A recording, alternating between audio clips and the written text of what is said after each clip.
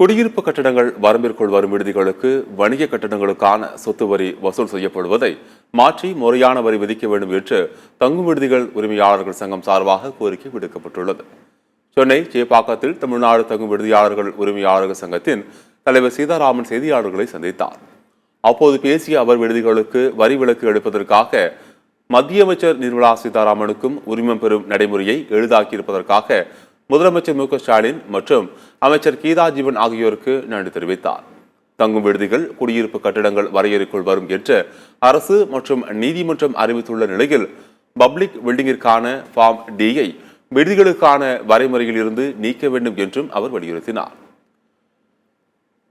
CO leave விடுதிகள் மற்றும் அடுக்குங்களுக்கு அளிக்கப்பட்டுள்ள சலுகைகளை தங்கும் விடுதிகளுக்கு அரசு வழங்க வேண்டும் என்றும் சீதாராமன் கோரிக்கை விடுத்துள்ளார்.